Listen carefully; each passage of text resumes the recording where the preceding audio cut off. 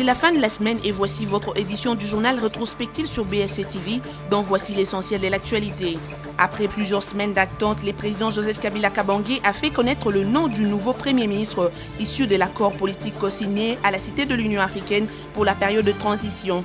Sami Badi Bangantita, président du groupe parlementaire UDPS et allié et ex-membre d'honneur de l'IDPS de Etienne Tshisekedi, succédera à Matata Ponyo à la tête du gouvernement. Des réactions diverses ont accompagné cette nomination, notamment celle de Vital Kamerhe, président de l'UNC, et Steve Mbikaï du Parti travailliste, appuyant ainsi le choix du chef de l'État. La COP22 qui s'est tenue à Marrakech au Maroc du 7 au 18 novembre 2016 s'est clôturée avec très peu d'avancées. Cette conférence sur le climat s'est vue déboussolée par les votes de conclusion que Donald Trump qualifie de canular, alors que d'autres chefs d'État s'activent à la lutte contre le réchauffement climatique. Enfin, 5 jours de formation sur l'éducation civique et électorale en Mbandaka, l'ONG Counterpart International a organisé des séances de formation de formateurs du peuple autochtone sur les élections, un exercice qui leur permettra après cette formation de sensibiliser le reste du peuple autochtone vivant dans les territoires de Bolamba et de Ingende pour une démocratie effective dans cette province. Le président de la République, Joseph Kabila Kabange, a inauguré le mardi 15 novembre 2016 à la gare centrale de Kinshasa 10 nouvelles voitures ferroviaires à voyageurs de la Société commerciale des transports et des ports SCPT. En présence du président de l'Assemblée nationale, l'honorable Aubin Minakou, des ministres sortants de transport et voies de communication, Kalumba Mwanangongo, et de la jeunesse, sport et loisirs, Denis Kambaï, ainsi que plusieurs autres officiels congolais, le chef de l'État a coupé les rubans symboliques marquant l'inauguration officielle. Selon les explications du directeur général de la SCPT, Jean Kimbembe Mazunga, ces 10 voitures ferroviaires neuves d'une capacité de 88 places chacune ont été construites en Chine en un temps record pour desservir la ligne Kinshasa-Matadi.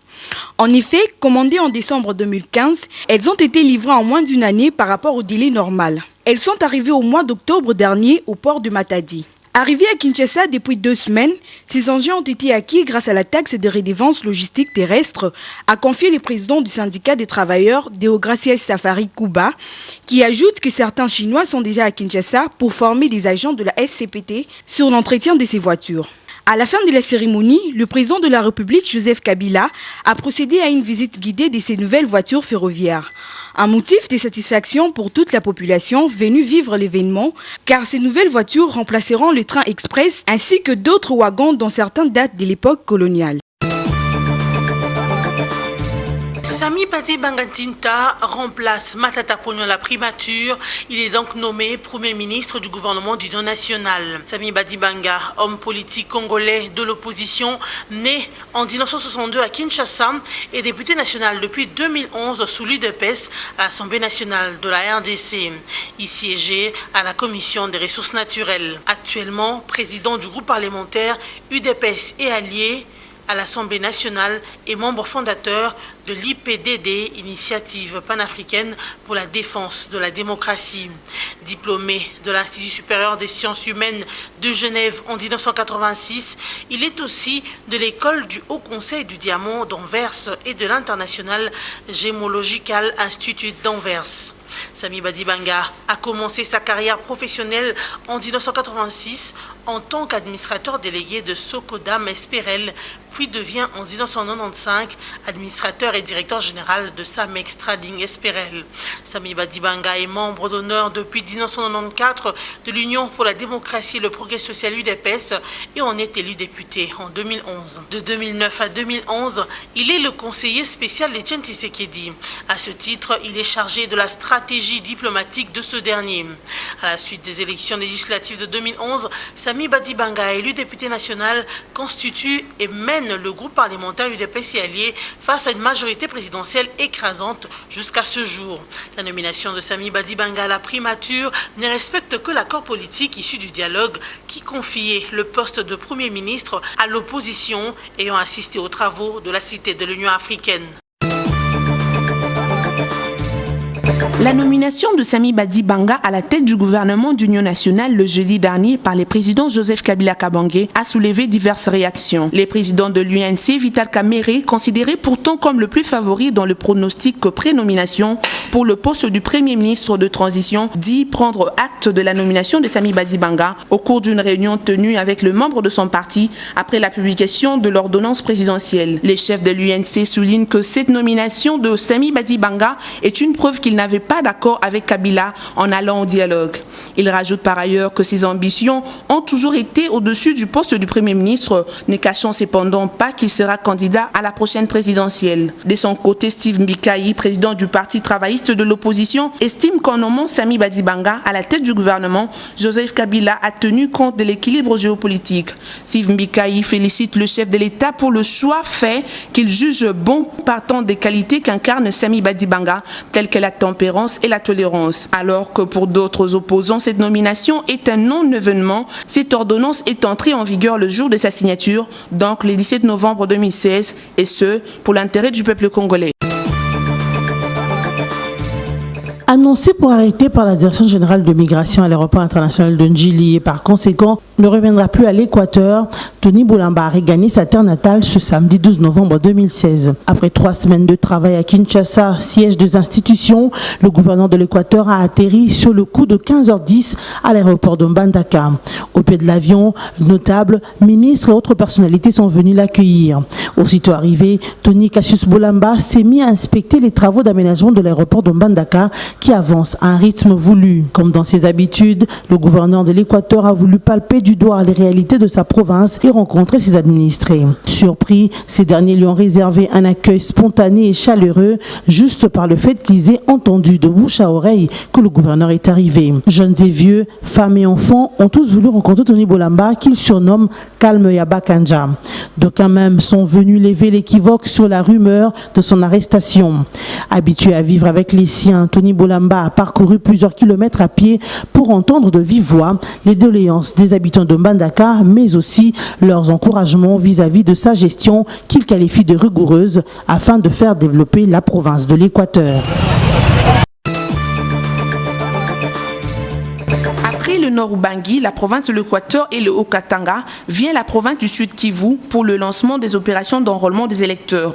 Le vice-président de la CENI, Norbert Basengezi, a annoncé en présence du gouverneur du Sud Kivu et de députés nationaux de 2 Kivu le début des opérations du déploiement de 728 kits électoraux et la première étape des activités de la révision du fichier électoral dans cette province. Cependant, le déploiement de ces matériels électoraux s'est fait avec l'appui logistique de la MONUSCO.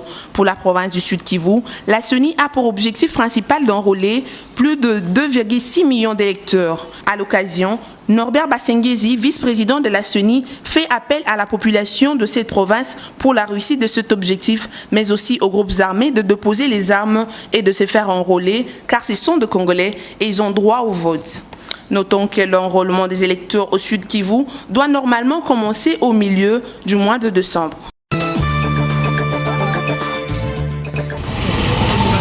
Dans le souci d'apprendre aux citoyens l'éducation civique et électorale, l'ONG Counterpart International organise une formation des formateurs du peuple autochtone appelé Pygmée dans la ville de Mbandaka. Pendant 5 jours, ce peuple autochtone apprend les notions électorales grâce à une boîte à images. Ce dernier, ne sachant ni lire ni écrire pour la majorité, interprète les images explicatives contenues dans cette boîte. Alors, ils sauront pourquoi et comment voter. La boîte à images s'intitule Démocratie et élection. Nous apprenons des notions de démocratie à la population et les notions sur les élections, comment voter, pourquoi voter et quand est-ce qu'il faut voter. Donc le projet Congo Démocratie appuie des organisations de la société civile qui reçoivent un financement, qui forment des animateurs et à leur tour vont sensibiliser la population à la base. Après cette formation, les formés autochtones iront à leur tour sensibiliser le reste de leur peuple vivant dans la province de l'Équateur, beaucoup plus dans les territoires de Bolomba et Ingende. Un exercice qui visiblement plaît à ce peuple autochtone qui souhaite participer souvent à ces formations au lieu de ne sensibiliser que les Bantous.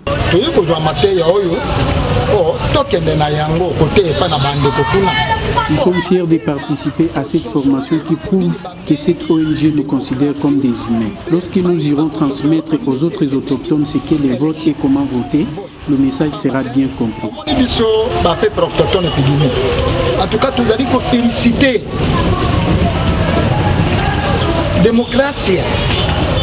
Oyo apesi accès pas ya SP pas que alu kabiso ni pas ibiso ba pia tozali na bazamba sipozo ko na babolomba kuna mais bato ba mitasi pene ete ba kenda konjwana basi na biso moko peto komawa en tout cas zo pesa biso esengo ete boye biso ke ya solo tozali ba. Ici de noter que ce projet d'éducation civique et électorale Congo Démocratia de l'ONG Counterpart International bénéficie de l'appui financier de l'USAID et l'UKED. Le vernissage du livre Le droit congolais de marché public écrit par le directeur du cabinet du chef de l'État, Maître Némi Mouilania, a eu lieu le vendredi 11 novembre dernier. Plusieurs personnalités importantes du monde de lettres ainsi que quelques représentantes de la maison d'édition française, l'Harmattan, ont assisté à ce vernissage. Deux témoignages ont été faits, dont celui du professeur Mampouya qui a donné tout le mérite de cet ouvrage, qui est le premier maître de Néhémie. Le professeur Mukoko Samba a présenté cet ouvrage qui présente de manière assez extensive le cadre législatif, réglementaire et institutionnel de marché public en République démocratique du Congo. Cadre qui est en vigueur dans notre pays depuis la promulgation de la loi numéro 10/10 du 27 septembre 2010 relative au marché public. Les livres étant un moyen de conservation et de transmission de connaissances à des générations futures, l'auteur est allé chercher au cours de la période coloniale de référence dans la jurisprudence en matière de marché public. Il s'attarde et examine entre autres l'ordonnance loi du 5 décembre 1969 qui organisait le marché public avant la loi 2010. L'ouvrage est structuré en deux chapitres dont le premier s'attarde sur la réforme juridique de marché public et le deuxième fait état de la mise en œuvre de la législation et de la réglementation de ces secteurs. Dans cette œuvre, l'auteur s'est interrogé sur la nature juridique de marché public ainsi que sur leurs principes. Cet ouvrage est important pour la réforme de marché public qui est l'une des choses majeures en matière de gouvernance économique mise en œuvre dans notre pays depuis 2002 et 2003, notamment le Code minier et forestier, le loi relative aux entreprises publiques de 2008 et tant d'autres. Arrivé dans la capitale congolaise le vendredi 11 novembre 2016, les membres du Conseil de sécurité des Nations Unies ont échangé avec plusieurs personnalités et acteurs politiques, dont le président de la République, Joseph Kabila Kabange. L'échange a porté essentiellement sur les questions relatives au mandat du président de la République ainsi qu'à l'organisation des élections. Après Kinshasa, les 15 représentants de pays membres du Conseil de sécurité de l'ONU sont arrivés ce dimanche 13 novembre à Beni, au Nord Kivu, après un bref escale à Goma. Le gouverneur du Nord Kivu, Julien Paluku, et Marcelin Tichambo, gouverneur du Sud Kivu, accompagnent cette mission. Les territoires de Beni étant l'un des territoires de la RDC où la situation sécuritaire est encore volatile du fait de l'activité de groupes armés, notamment les ADF, qui sont accusés de commettre plusieurs tueries civiles. Cette délégation prévoit des rencontres avec les acteurs sociopolitiques et administratifs. Une conférence de presse va clôturer la visite dans cette région de l'Est du pays. Notons que cette visite s'inscrit dans le cadre de la décrispation du climat politique qui s'est tendu ces dernières semaines en RDC. Ouverte le lundi 7 novembre 2016 à Marrakech au Maroc, la COP22, un sommet climatique qui fait suite à celui tenu à Paris en 2015, se clôture ce vendredi 18 novembre 2016. Pour cette session de 2016, les délégations de 197 pays présents à ce sommet ont abordé les questions relatives à l'entrée en vigueur de l'accord de Paris qui garantissait la stabilisation de la température à 2 degrés Celsius d'ici l'année 2100 par rapport à l'ère pré-industrielle. L'ONU a à cette occasion tiré une sonnette d'alarme mercredi 3 novembre dernier sur l'engagement de réduction d'émissions de gaz à effet de serre, estimant que les pays ne suffiront à eux seuls à atteindre l'objectif fixé par l'accord de Paris.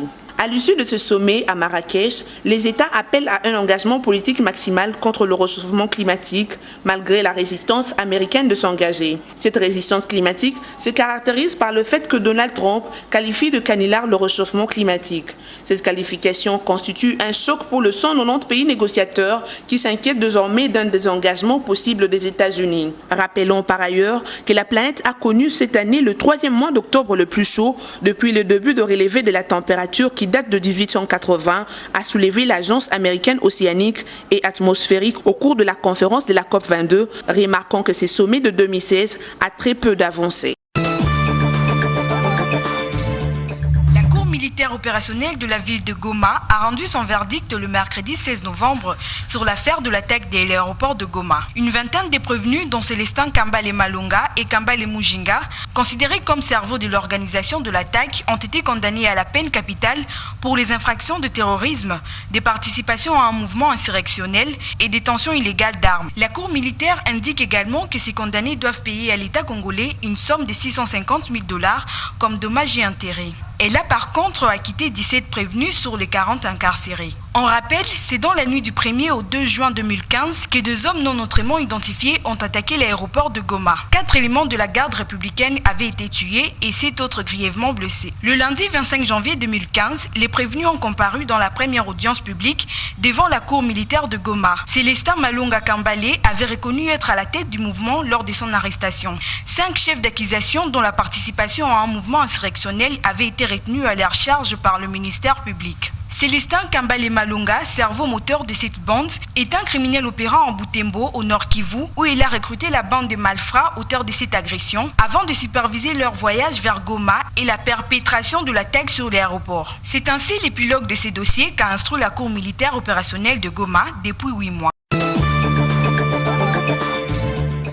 De nombreux journalistes de tous les médias locaux, le membre du réseau de protection des victimes et les témoins sympathisants ont participé à une marche de colère dans les artères de Mbuji-Mayi au Kasaï oriental.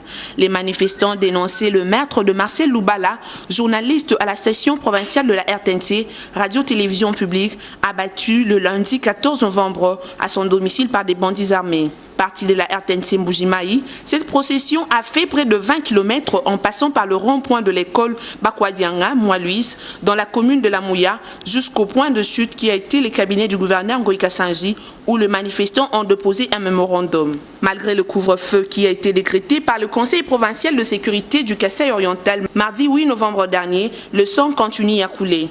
Raison pour laquelle nous demandons que le mémo soit exécuté en bonne et due forme, a déclaré un des manifestants pendant la marche. Les manifestants ont notamment fustigé l'incompétence du commissaire provincial de la police et exigent sa démission. Depuis jeudi 17 novembre, aucune radio ni télévision n'émet sur la ville de Mbuji-Mayi en signe de protestation contre le meurtre du journaliste de la RTNC. Le gouverneur Ngoïka Sanji a condamné ce lâche assassinat du journaliste Marcel Loubala, mentionna également que les présumés auteurs sont aux arrêts et que la justice sera faite. Les travaux de réfection de la chaussée au croisement des avenues Bokassa et du Commerce, débutés le 26 octobre dernier, tirent à leur fin. Il se trouve actuellement au stade de l'asphaltage. Déjà, 350 tonnes de bitume ont été déversées sur l'avenue du Commerce, préalablement préparée. L'asphaltage se fait selon une technique bien arrêtée d'éventuelles pluies inattendues qui entraînent l'eau dans les bas-fonds de la chaussée. Cela peut encore détruire la chaussée à cause d'un défaut de drainage causé par l'obstruction des déchets jetés par les riverains de cette avenue. Le projet de réfection de l'avenue du Commerce concerne également Bokassa qui sera bétonné. Les ouvrages d'assainissement sont déjà visibles en attendant bientôt l'étape finale des travaux. Dans la ville de Mbandaka, en province de l'Équateur, il n'existe aucune société de transport, par conséquent pas de transport public. D'où le déplacement tant des personnes que de biens d'un point à l'autre se fait soit par pirogue, soit par vélo, soit encore par moto. La moto, c'est autre nouveau mode de transport public devenu célèbre dans bon nombre de villes, cités et centres urbano-ruraux de la République démocratique du Congo. La population mbandakaise utilise ces mêmes moyens de transport pour l'évacuation de leurs différents produits du lieu de production à celui de la consommation.